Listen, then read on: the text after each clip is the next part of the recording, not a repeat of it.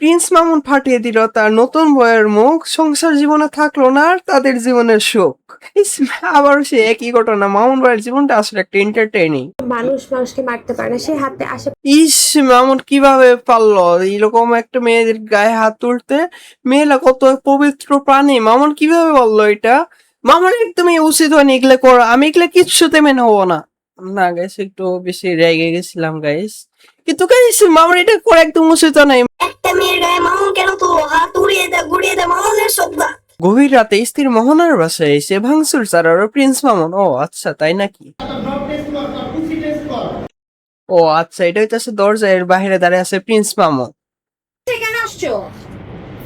হ্যাঁ, তুমি আমার কাছে কেন আসছো? আমাকে আবার মারতে? হ্যাঁ রে আপু, দরজাটা খুলেন প্লিজ।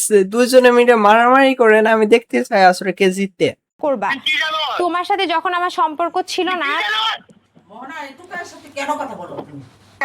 আমার মা তো তোমাকে কোনো আইনি ব্যবস্থা এখন পর্যন্ত নেয়নি।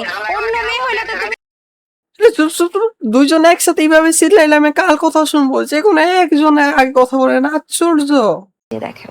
ও আচ্ছা, প্রিন্স মামুন পাইপ দিয়ে জুস খাচ্ছে নাকি? মাদকটা বাসা সেবন ও আচ্ছা, প্রিন্স মামুন মাদক সেবন করতেছে। প্রিন্স মামুনের বাবা সেবনের ভিডিও ফাঁস। ও ছি গাইস, প্রিন্স মামুন বাবা সেবন করতো? এ না গাইস, প্রিন্স মামুনও বাবা সেবন করতো? আমি তো মনে করতাম আমি নিজে খালি বাবা সেবন করে। দিচ্ছি গাইস, কি করতেছে এগুলা? আমাদের তাদের সেবন করা একদমই উচিত না। আমাদের তাদের রেসপেক্ট করা উচিত, মানে আমাদের বাবাকে রেসপেক্ট করা উচিত। কি চাচ্ছেন আপনি? আমি চাচ্ছি ভাইয়া, আমি সেফটি চাই। আমি জাস্ট আমার সেফটি চাই, কারণ সে আমার বাসায় ঢুকে যাচ্ছে। আমার কোনো সেফ নাই, আমি তাকে ডিভোর্স দিতে চাচ্ছি। তো দেও ডিভোর্স কে বারণ করে রেছে? তুমি কি বিয়ে করার সময় আমাদের কাছে পারমিশন নিছিলা? তো তুই এই কথাগুলো এখন আমাকে তার কেন জানাইতেছ? আশ্চর্য, মাথার মধ্যে কি পরিমাণ ব্রয়লার মুরগি হাঁকু থাকলে প্রিন্স মামুনকে বিয়ে করে? এইটা আমি ভাবতেছি না গত 10 মিনিট ধরে। আপনারা মামুনের প্রতি সফট কর্নার দেখিয়েছেন, মামুনের প্রতি সিম্পেথি দেখিয়েছেন যে ও হয়তো লায়লাকে ছেড়ে বেটার অপশন পেয়েছে মোহনা। আপনাদের মতামত ছিল এরকমই যে বুড়িকে ছেড়ে ছুরির কাছে আসছে। আচ্ছা, বুড়িকে ছেড়ে যদি ছুরির কাছে আসে, তাহলে আজকে এই ইয়াং মেয়ের কাছে এসে ইয়াং, একে কোন দিক থেকে দেখতে ইয়াং লাগে? এর থেকে বেশি ইয়াং এবং সব থেকে বেশি খুশি লাইলা আন্টিকে লাগে। এ যদি ইয়াং হয় তাহলে লাইলা আন্টি হইতেছে লুসি। আমি মোহনাকে বিয়ে করার আগে কেমন ছিলাম, এখন বিয়ে করার পরে আমি আমার ট্রান্সফরমেশন আপনারা দেখতে পাচ্ছেন। একটু আগে আমার আপনাদের মধ্যে একজন একটা আমার বড় ভাই, সম্মানিত বড় ভাই, যে বলতেছিলেন যে মামুন তুমি বিয়ের আগে ছিলা হিরো, এখন হয়ে গেছে হিরোইনচি। যাক, আমি ভাইয়ের কথাটা অ্যাপ্রিসিয়েট করি। একদমই এপ্রিসিয়েট করা উচিত না মামুন ভাই। আপনার ওই ভাই কত খারাপ কথা বলেছে। সি সি গাইস, আপনাকে কোন দিক থেকে হিরোর মতো লাগে? আপনার বিয়ে করার আগে এরকম গাঞ্জা খুলদের মতো শরীর নিয়ে জন্মাইছিলেন, এখনো সেই গাঞ্জা খুলদের মতো আছেন। তো জিনিসটা মেনে নেন।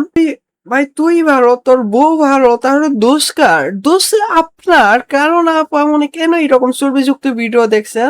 হালকা মুতে শুয়ে বলুন যান। লাইর আন্টির কি অবস্থা ভাই? এগুলা দেখে নিশ্চয়ই লাইর আন্টির মনে ইট লেগেছে।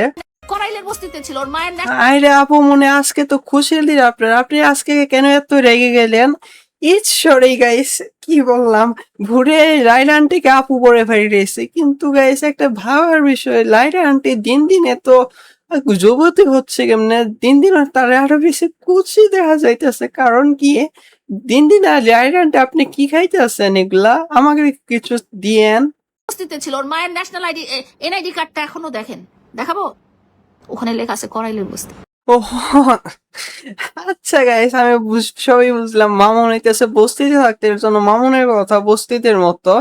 কিন্তু লাইলান্ডে আপনার কথা কেন এরকম বস্তিদের মতো শুনাইতেছে? আপনি তো ঘুরছেন বাড়িতে থেকে, এরকম যে কথা বলেন, আপনার কথা যে এরকম বস্তিদের মতো হয়, তাহলে প্রিন্স মামুন এবং আপনার মধ্যে পার্থক্য কোথায়? মানুষের টাকায় বড় হয়েছিস তুই, মানুষের টাকা আজকে বিএমডব্লিউ চালাস, এক একটা মেয়েকে ধরিস, এক একটা হিজড়াকে ধরিস। ই আপু, আপু আন্টি কি বললেন এটা? এক একটা হিজড়াকে ধরিস মানে কি? আপনাকেও তো ধরেছে, তাহলে আপনি কি? গাইস যাই হোক, বস্তির মানুষ বস্তিতে ঠিক আছে, পায়ের জুতা পায়ে রাখতে হয়, এটা মাথায় তুলতে হয় না। মাথায় তুললেও জুতা কখনো মুকুট হয়ে যায় না। তো আন্টি কেন আপনি সেই বস্তির মাটিটা চাটতে গেছিলেন? কেন আপনার সেই জিনিসটা আপনার ইসে ঢুকাইছেন, মানে সেই জুতাটা আপনার ঘরে ঢুকাইছিলেন? আমারে যেহেতু হারাইছো, আফসোস অবশ্যই করা লাগবে তোমার। এখন তোমাকে বোঝাবো আমি কতটা রেয়ার। গাইস প্রতিটা মামুর ওয়াইফ গুলা এরকম লেজেন্ড কেন? আমার তো গাইস মনে হয় যে এটা সে মামুন যদি আবার একে লাইরানটাকে প্রপোজ করে আবারও সে আবার বিয়ে করে নিবে, আমার মনে হইতেছে জিনিসটা। তো গাইস আর একটা কথা, মামুন ভাইয়ের সব বউগুলো এরকম পাগল হয় কেন? ওহ গাইস ওটাও তো কথা, পাগল আসছিল দেখে তো মামুন ভাইকে বিয়ে করছিল, তাই না? হ্যাঁ, অন্য মেয়ে হইলে তো তুমি অনেকগুলা কেস খাইতা, এতদিনে জেলে থাকতা, তাই না?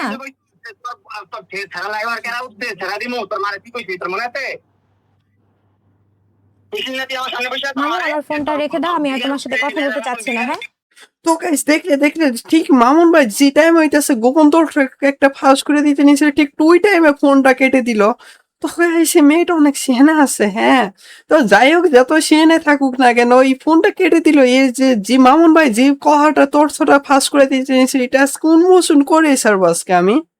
তো গাইস গত 1 ঘন্টা ধরে আমি তাদের ভিডিওগুলো দেখলাম এবং বিষয়টা জানার চেষ্টা করলাম। তো গাইস আমরা অলরেডি জানি মামুন ভাই হইতেছে একটা ছাগল এবং লাইলা আন্টি হইতেছে মাথা মোটা। যাই হোক, তার মাথা মোটা না, তার পুরা শরীরটাই মোটা। যাই হোক, এবার এই এতক্ষণ পরে যে বিষয়টা বুঝলাম, এই মেয়েটা হইতেছে একটা আসামি, কারণ মামুন ভাই হইতেছে তার স্বামী।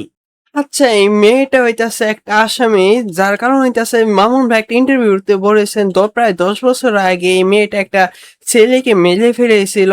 খালি মেরে ফেলে নেই, এবং এই মেয়েটা হইতেছে একটা প্রস্টিটিউট। এই কথাগুলা জানতে পারলাম মামুন ভাইয়ের ভিডিও থেকে। হ্যাঁ গেছি ভিডিও থেকে, মামুন ভাইয়ের ভিডিও থেকে এই কথাগুলো জানতে পারছি। কেন মামুন ভাই এই কথাগুলো কেন বললো? মামুন ভাই তো একটা বড় একটা আসামি, এটা আমি জানি। কেন এই মেয়েদের নামে এরকম কথা বললো? আমি তো জানি মেয়ের একটা পবিত্র প্রাণী, কেন বলতে পারলো মামুন এইসব কথা? তো গাইস যাই হোক গাইস, আবার বেশি রেগে গেছিলাম। এবার তোমার জীবনের ক্ষেত্রে যদি এই বিষয়টা একটু ভিন্ন হয়, ধরো তোমাকে কোনো মেয়ে এরকম কোনো একটা গিফট দিল, অথবা তোমাকে ই টাইপের কোনো একটা গিফট দিল। যাই হোক, এই টাইপের কোনো গিফট দেওয়ার পর তোমার সাথে কোনো ঝামেলা হলো, এবং ঝামেলা হওয়ার পর ওই মেয়েটা বললো, এই ফকিন্নির বাচ্চা, তুই তো আমার টাকায় চলিস, তুই যে জায়গাটা পড়ে আছিস ওই জায়গাটা আমি কিনে দিয়েছিলাম, যেটাতে তো তুই নন্য ডাকতেছিস। এরকম কথা যদি তোমাকে কোনো কেউ ভরে থাকে, তো ওই মেয়ের কাছ থেকে দূরে থাকো, কারণ এই মেয়েটা হইতেছে তোমার জীবনের জন্য সব থেকে ভয়ঙ্কর। তো কেন ভয়ঙ্কর জিনিসটা আমি এক্সপ্লেন করতে পারতেছি, কারণ আমার হাতে এত টাইম নাই। যাই হোক, দেখা হচ্ছে পরের ভিডিওতে। মামুন টোকাই মামুনের লগে প্রেম করাই মুশকিল, নেশা কইরা মারছে আমার মুখে কিল।